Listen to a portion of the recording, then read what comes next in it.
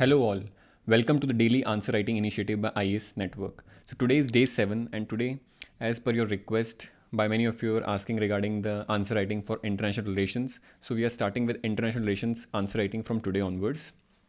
अब international answer relations के अंदर दो चीज़ें बहुत इंपॉर्टेंट है जो कि ध्यान रखनी चाहिए कि इंटरनेशनल रिलेशंस जो हैं और जो करंट अफेयर्स हैं related to international affairs and relations, उसमें एक चीज़ सबसे इंपॉर्टेंट है कि कोई जो इवेंट अभी ऑन गोइंग चल रहा है जिसका अभी कोई कंक्लूजन नहीं आया है, दैट इज़ स्टिल अनडिसाइसिव, अभी उसका कुछ नहीं पता कि फ्यूचर क्या होगा, वैसे वाले टॉपिक्स को अभी प्रिपेयर करना, उसके ऊपर अभी आंसर राइटिंग करना is of no use because the opinions the conclusions you will be making right now will not be true in the future. ठीक है, तो जैसे इसराइल फ़लस्तीन के ऊपर अभी कोई प्रॉपर कंक्लूजन नहीं है कि कौन साइड लेनी चाहिए कौन साइड नहीं लेनी चाहिए. Let the issue let the matter be closed. ठीक है, उसके टाइम तक क्या है कि बहुत सारे आपके पास मैगजीन्स के अंदर अच्छे अच्छे आर्टिकल्स और सारे आर्टिकल्स कॉम्प्रहेंसिव वे में लास्ट टाइम पे आ जाएंगे. सिमिलरली यूएस ईरान इशू जो है उसको भी अभी डिस्कस करने का कोई मतलब नहीं है.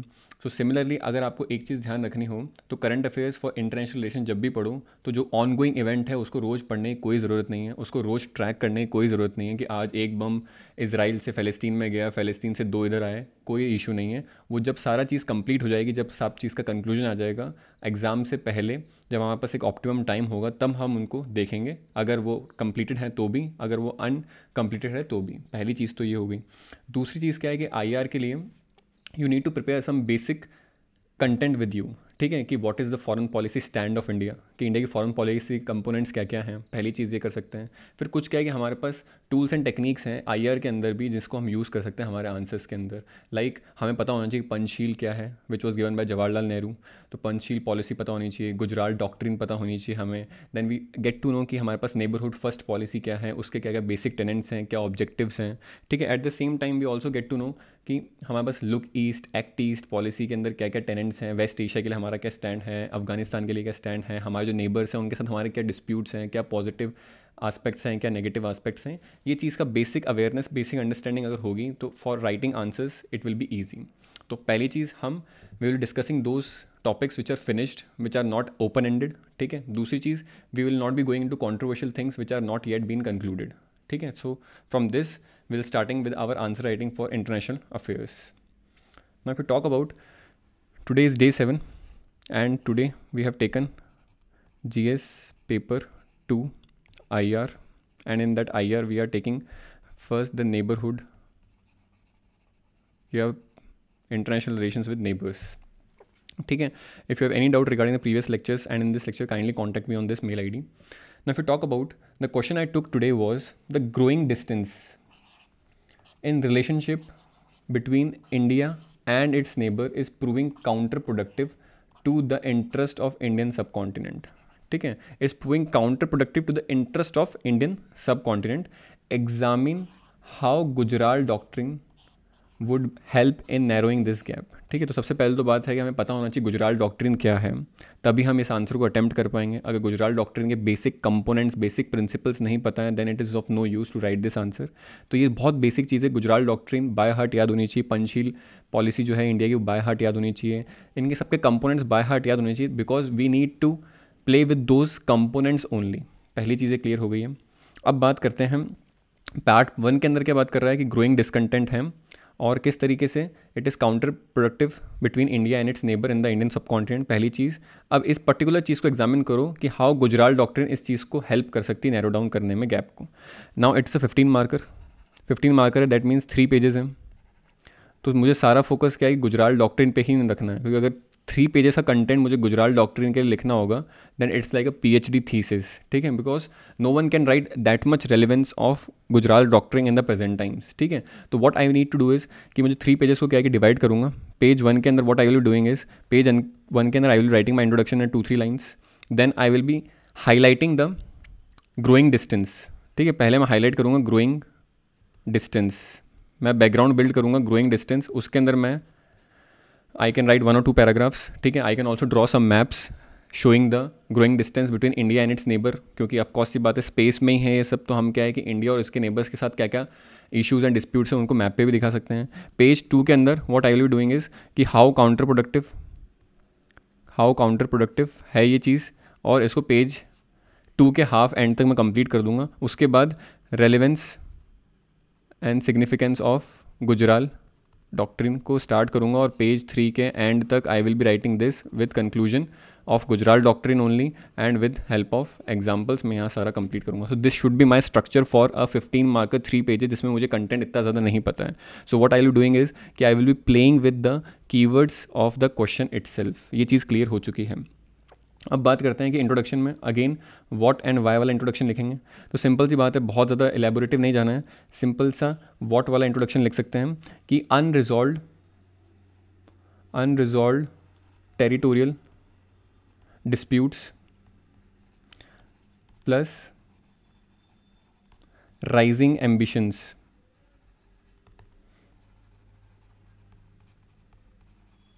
In the geopolitical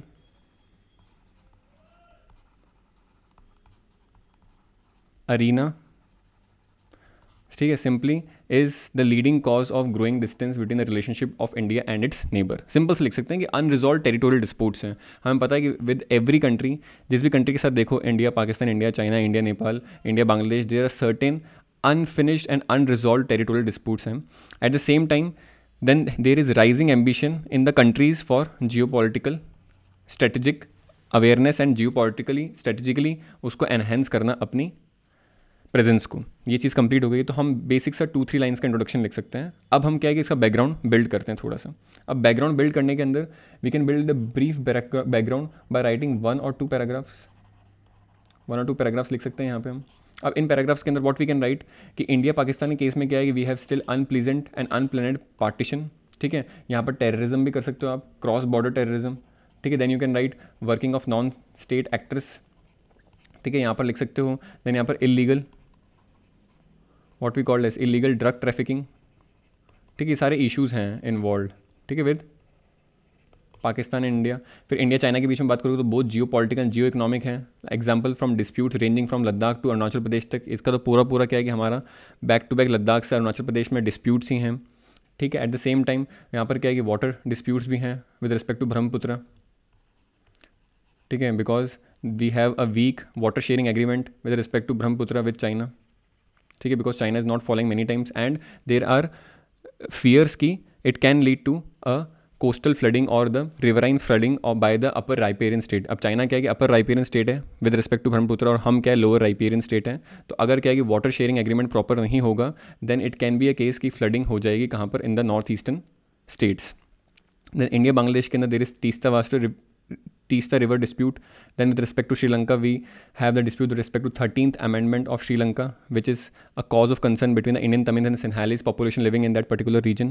Then of course with India and Nepal we have issues with respect to Treaty of Sagoli and Kalapani dispute. तो हम क्या है कि इसका brief background दे सकते हैं which we can write in 1 or 2 paragraphs. ये चीज़ complete हो गई. फिर एक पैराग्राफ में इसका एक समरी दे दी. ठीक है, 4-5 लाइन्स के अंदर. Then in the next paragraph we can write कि apart from these, ठीक है, apart from these there is issues with respect to sharing of river waters. ठीक है, इसमें इंडस वाटर ट्रीटी का भी है. ठीक है, एग्जाम्पल यहाँ पर लिख सकते हो कि example Pakistan is building what we called as Diamer Bhasha dam over I guess Ravi है ये river over with help of Chinese assistance. ठीक है, उसमें चाइना भी क्या है कि असिस्टेंस कर रहा है. और ये पर्टिकुलर डैम कहाँ पर आता है? This particular dam is in the Gilgit Baltistan region. ठीक है, which is a Pakistan occupied Kashmir and which is a threat to our India sovereignty. Then there will be an issue of protecting rights of minorities which is there after many of the amendments and acts being given by the different countries.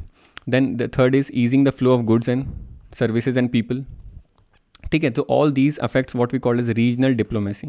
2 वहाँ पर मैंने paragraphs लिख दिए. Introduction में 2-3 lines, फिर मैंने एक paragraph 4 line का with respect to this background and एक पूरा ये, ताकि मैं इससे शो करूँगा कि this has increase the growing discontent and the gap. ठीक है, जो मेरी फर्स्ट लाइन थी क्वेश्चन की. अब सेकंड के अंदर मैं देखूंगा. ठीक है, इसी के साथ बैकग्राउंड के साथ अगर आप मुझे दिखाना है तो I can also show some maps. ठीक है, so these are the maps. मैं दिखा सकता हूँ कोई भी एक सेक्टर को दिखाना है तो this is with respect to India and Pakistan. ठीक है, इंडिया एंड पाकिस्तान का दिखा सकता हूँ. यहाँ पे मैं दिखा सकता हूँ काला पानी dispute and treaty of Sugauli. Eight the same time यहाँ पर मैं इंडिया चाइना का दिखा सकता हूँ डिस्प्यूट, तो I can use any one diagram, ठीक है. So it will be helpful for my presentation of the content as well as the teachers will also get to know कि द पर्सन नोज कि where are the important choke points and the important grey areas where the issues are concerning. अब जब मैंने देख लिया कि growing discontent ज़्यादा है और उससे क्या क्या चीज़ें हमें देखने को मिली हैं, तो अब हम ये प्रूव कर सकते हैं कि how these gaps are counter productive to the interest of the sub continent. कैसे काउंटर प्रोडक्टिव है to the interest of sub continent. तो इसको हम क्या है कि बांट सकते हैं अंडर इकोनॉमिक आस्पेक्ट, ठीक है, because there is less free flow of goods, services and people, therefore as a result of which it is lessening the deepening of ties, ठीक है, जो ट्रैक टू डिप्लोमेसी होती है, पीपल टू पीपल कॉन्टैक्ट होता है, cultural, religious, ethnic bondages के through, वो क्या है कि बहुत कम डीपन हो पाया है between the countries and neighbours. Second चीज़ क्या है, देर विल बी लेस और slow infrastructure development. Infrastructure development as a result क्या है, यहाँ पर fundamentalist tendencies specially at the border areas are always high. ठीक है, फंडामेंटलिस्ट टेंडेंसीज मतलब जो आईसिस वाले जो लोग हैं, जो फंडामेंटलिस्ट होते हैं, which are actually believing in the literal interpretation of the religious scriptures, ठीक है, according to what the Allah has said और what the other aspects have been given. This has been done. फिर social aspects की बात करें तो social aspects के बारे में बात करें तो सोशल वेलबींग जो होती है किसी भी सोसाइटी के, कल्चर की, कम्युनिटी की, that has been hampered due to this. इसका अगर एग्जांपल देखें, so there was a New Moore Island in the Bay of Bengal. ठीक है, तो न्यू और मोरे आइलैंड का क्या है कि डिस्प्यूट किसके बीच में था, इंडिया और बांग्लादेश के बीच में. फिर बांग्लादेश क्या है कि it went to Permanent Court of Arbitration. ठीक है, and this particular Permanent Court of Arbitration gave its verdict in the year 2014 in favour of Bangladesh के फेवर में दिया, और कुछ जो पार्ट था वो इंडिया के फेवर में भी दिया, और जो कुछ आइलैंड्स थे वहाँ पे बे ऑफ बंगाल के वो इंडिया के फेवर में भी दिए. तो हुआ क्या कि जब तक ये फाइनल स्टेटस या ये फाइनल कंक्लूजन नहीं आया था, it was this particular island was nearly a stateless island until 2014. ठीक है, दस डिनाइंग जो इनहेबिटेंट्स थे वहाँ के, उनको basic human rights and facilities क्या डिनाई हुई, क्योंकि क्या till the time something is disputed, जब हाँ पता ही नहीं कि पर्टिकुलर लैंड किसका होगा फ्यूचर में, तो वहाँ पर कोई भी इन्वेस्टमेंट करना, कोई भी अपना क्या है कि इंफ्रास्ट्रक्चर को इस्टेब्लिश करने का कोई नहीं सोचती country. And therefore till 2014 this particular island was totally a stateless island, और जो वहाँ के इनहेबिटेंट्स थे they were not even having the basic human rights and facilities. अगर बात करो सिक्योरिटीज़ की, तो there are high level of insurgencies due to this particular growing gap between India and its neighbour. तो ये इंसर्जेंसीज हमें दिखती है in the aspects of Uri attack हो गया, या फिर इन द आस्पेक्ट्स ऑफ क्या हो गया, नॉन स्टिक एक्टर्स हो गया, both on almost all the frontiers like India Myanmar हो गया. तो इलीगल वहाँ पर क्या है, माइग्रेशन है, रेफ्यूजी क्राइसिस है, देन नॉन स्टिक एक्टर्स हैं.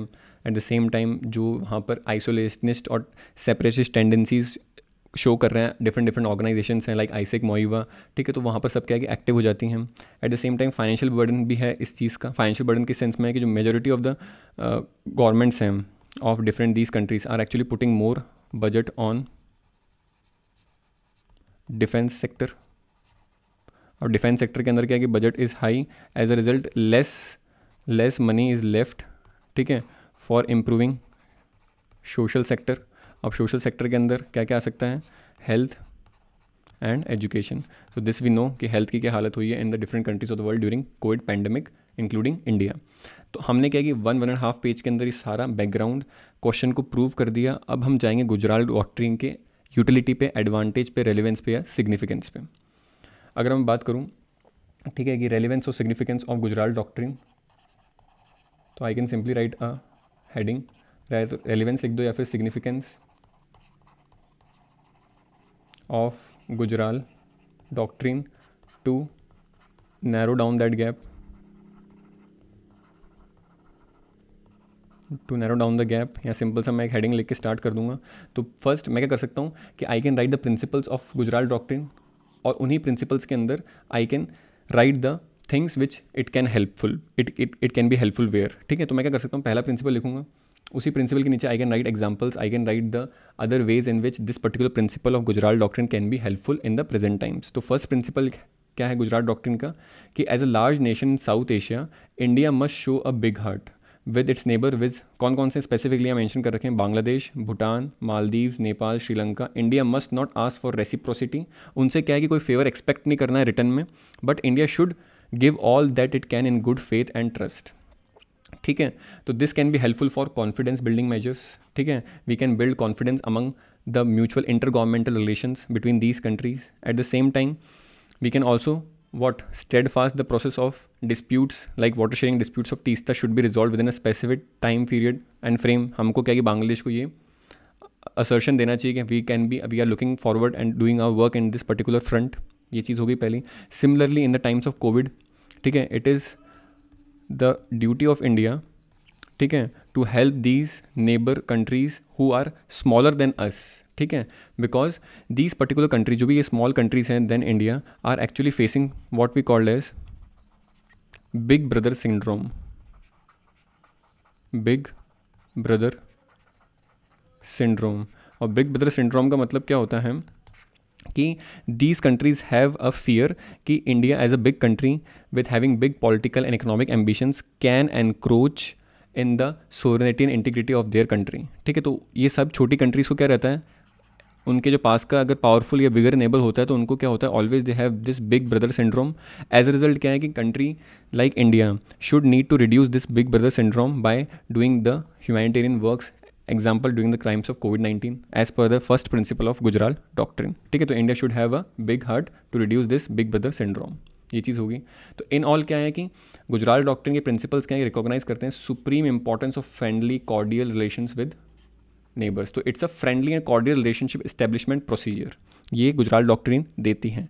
तो इंडिया अगर गुजराल डॉक्ट्रिन को प्रेजेंट टाइम्स में लेके चलेगा तो इंडिया को क्या है कि कुछ कुछ चीज़ें मिलेंगी ऐसी which can India apply at the present context to narrow down this particular gap. अब और प्रिंसिपल्स की बात करते हैं. सेकेंड प्रिंसिपल क्या बोलता है, no South Asian country would allow its territory to be used against the interest of another country. ये बोलता है. तो इस पर्टिकुलर प्रिंसिपल का यूज़ करके इंडिया क्या कर सकती है, इंडिया शुड परसुएड क्या नेपाल, बांग्लादेश, भूटान, श्रीलंका डिप्लोमेटिकली. इंडिया क्या कि डिप्लोमेटिकली इन पर्टिकुलर स्मॉलर कंट्रीज़ को परसुएड कर सकती है to not let them fall prey मतलब प्रे ना बन जाए किसका, Chinese predatory economic policies and ultimately use their territories against India. ठीक है, इसका बहुत अच्छा एग्जाम्पल है, एग्जाम्पल हनबन तोता पोर्ट इन श्रीलंका. ठीक है, which was been acquired by China as a predatory pricing policy of China. और उसको क्या कि डेट ट्रैप डिप्लोमेसी से. ठीक है, जो चाइना की जो प्रिडेटरी इकोनॉमिक पॉलिसी है, it is doing what, it is nothing but a debt trap diplomacy. मतलब सामने वाले को पहले क्या है कि अच्छे अट्रैक्शंस दो और उनसे क्या है कि कुछ चीज़ ले लो और उनको कुछ हेल्प कर दो, और बाद में क्या है कि जो आपने हेल्प करी उसका क्या है कि आप डेट लेना स्टार्ट करो, और वो डेट इतना ज़्यादा हो जाता है कि आदमी क्या है कि उसके बर्डन के अंदर कभी भी री एमर्ज नहीं कर पाता है अपने आप को. ठीक है, तो इंडिया सेकंड प्रिंसिपल का यूज़ करके क्या कर सकता है, परसुएड कर सकता है कि डिप्लोमेटिकली कौन कौन सी कंट्रीज वो स्मॉलर कंट्रीज़ हैं, ताकि वो क्या है कि जो चाइना की प्रिडेटरी और इकोनॉमिक पॉलिसीज़ हैं उनका प्रे ना बन जाए. Example that was the case in Hambantota port, जिसको क्या है कि 100 सालों के लिए क्या है कि लीज पे देना पड़ा श्रीलंका को, किसको, चाइना को. और इसका हनबन तोता पे अगर चाइना होगा तो it will be a strategic threat, और स्ट्रेटेजिक पोजीशन है किसकी, हनबन तोता की, with respect to Indian coast line. तो इंडिया के लिए क्या है कि वो एक खतरा है. अगर थर्ड पॉइंट की बात करें, no country would interfere in the internal affairs of another country. ठीक है, तो ये क्या है कि this can be a guiding light for others as well as for us. ठीक है, so example on Kashmir issue, ठीक है, that is for abolition of article 370. The other countries should not become a part of this particular thing and should respect the internal affairs of another country. ठीक है, like Pakistan is always poking that abolition of Article 370 is against the humanity and all, so this should not be the case. So should be a guiding light for India as well as for others. Article या principle third ही बोलता है. अगर fourth की बात करें, South Asian countries should respect each others territorial integrity and sovereignty. ठीक है, so this will help us to highlight the respect for sovereignty. ठीक है, ये प्रिंसिपल को यूज़ करके वी कैन हाईलाइट्स कि हमारे फंडामेंटल टेनेट्स, हमारी फंडामेंटल फॉरेन पॉलिसी जो है, जो कि गुजराल डॉक्ट्रिन के ऊपर बेस्ड हैं, वो क्या चाहती कि to highlight the respect for sovereignty. It highlights the respect for sovereignty. As a result we can actually raise our voice which is threatened by CPEC. अब इसमें क्या है कि अगर we can raise our voice against the issue of CPEC, that is China Pakistan economic corridor. तो China Pakistan ने क्या कि मिलकर जो चाइना पाकिस्तान इकोनॉमिक कॉरिडोर बनाया है, ठीक है, which is passing through Kashmir under the POK region, ठीक है, तो उसके against we can raise our voice that it is violative of our sovereignty and integrity of the country. ये चीज़ हम देख सकते हैं। At the same time fifth जो पॉइंट है कि countries of South Asia must settle all their disputes through peaceful bilateral negotiations. क्या है पीसफुल? बायलेटरल है, that is 2 way and 2 parties involve, ठीक है, नेगोशिएशंस। एग्जांपल क्या है? काला पानी dispute with Nepal should be resolve by literally, हम इसमें क्या है आगे फ्यूचर रिकमेंडेशन दे सकते हैं। एट द सेम टाइम कि more dialogue can help prevent escalation of tensions, ठीक है, as was seen during Doklam issues, ठीक है। डोकलाम इशूज़ अर्लियर स्टेज में, इनिशियल स्टेज में क्या कि बहुत ही ज़्यादा क्या कि टेंशन को एस्केलेट कर रहा था, but then looking at this principle we started doing more dialogues in a bilateral manner with the Chinese counterpart and therefore it de escalated the whole situation, ठीक है, and as a result it thus prevented the defence buildup in those critical regions, ठीक है, जहाँ पर क्या है कि humanity को भी क्या है कि वहाँ पर अगर डिफेंस बिल्डअप ज़्यादा होता है तो डे टू डे लाइफ के अंदर क्या है कि they face certain issues. Simple सी बात है, तो ये हो जाएगा। अब कंक्लूजन के अंदर I can write that these 5 principles if adhere to will recast the South Asia's regional relationship, ठीक है, including difficult relationship between India and Pakistan, ठीक है। तो we should be accommodative, cordial and friendly in our way of looking things, and we should follow these 5 principles, and we can resolve our disputes undergoing and using these 5 principles. These principles would generate a climate of mutual cooperation in the region and ensure lasting peace, ठीक है। At the same time we can also connect the conclusion with neighborhood first policy. We can also connect the conclusion with track to diplomacy. Track to diplomacy क्या है कि people to people contact है, ठीक है। So we know that many neighborhoods or many of our neighborhoods are having the same religious, cultural and ethnic roots, and therefore going by the track to diplomacy, that is people to people contact doing by several NGOs and doing some cultural activities and fest between these two countries, what we can do, we can increase the use of soft power to also increase the moral stature of India. Also we need to basically know that there will be no development possible without peace. तो हम क्या है कि इससे conclude कर सकते हैं, और ये जो कंक्लूजन है this can be applicable to many of the IR questions, ठीक है। So this was a brief discussion regarding a topic which can be asked in the exam, and if not asked, अगर नहीं पूछा जाता है, then also we can use the content, we can use the way of writing this answers in other answers as well. और इसका content क्या है, कहीं ना कहीं IR के किसी भी क्वेश्चन में लगाया जा सकता है, ठीक है।